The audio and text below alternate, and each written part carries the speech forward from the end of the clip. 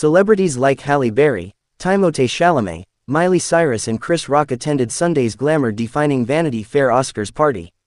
But Selma Blair's tawny-haired Labrador, her service dog, is the star that shone brightest.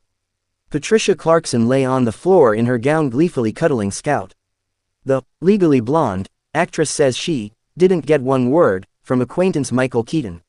He's just like, "Hey, can I get a picture with Scout?" The next thing I know, they're kissing, and Batman's gone in the night.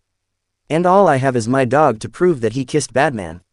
Scout, who Blair jokes is the best boyfriend, strictly platonic, helps her manage symptoms of her multiple sclerosis, MS, a disease in which the immune system attacks the central nervous system. Symptoms can manifest differently in each person, and there are multiple types. Blair has relapsing remitting, which can result in a flare-up of symptoms for a period of time. Those with relapsing remitting MS can experience trouble with their vision, extreme fatigue and numbness, according to Johns Hopkins. Blair, 52, has partnered with pharmaceutical company EMD Serrano on Express for MS, an effort from the pharmaceutical company to build a community where those with MS can share their experiences. Christina Applegate, Selma Blair and John King have it. MS is more common than you think. Need a break? Play the USA Today Daily Crossword Puzzle. Connecting with others who have MS has proved really cathartic. Scout assists with Blair's balance and eases her nerves about being in public. When I have to kneel down to be able to talk more clearly or to just kind of get my circulation on track, it made a lot more sense to have a dog by my side than constantly just dropping and squatting and talking to people, she says.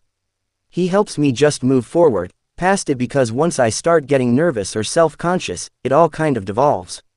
In the early days of Blair's diagnosis, she'd research her symptoms online or attempt to connect with others who have the disease to no avail. It was actually really cathartic for me to hear other people's stories and to make sense of my own because I wasn't even connecting some dots, she says. Once when Blair had difficulty swallowing, she panicked. It started snowballing, like, "Oh, God, I'll never swallow again. It's just going to get worse," she says. Hearing that others experienced the same symptom for a period helped quell her frenzy. "I couldn't understand why being in the sun would take away my speech and give me the dystonia," Blair says. "And it was through other people that I had found that, moving from a crisis space to being relapse-free, I have really built stamina." Blair talked to USA Today in 2021 for her documentary, Introducing Selma Blair, that chronicled a hematopoietic stem cell transplantation performed in the summer of 2019. By removing and replacing stem cells and providing chemotherapy in between, the process aims to reset one's immune system. "Before I had gone in for that aggressive treatment in Chicago, I was really in a crisis space," Blair says. "But that treatment didn't work as well as I had hoped. It definitely slowed the progression and allowed me to catch my breath, but when Blair switched doctors, her new physician told her she'd relapsed.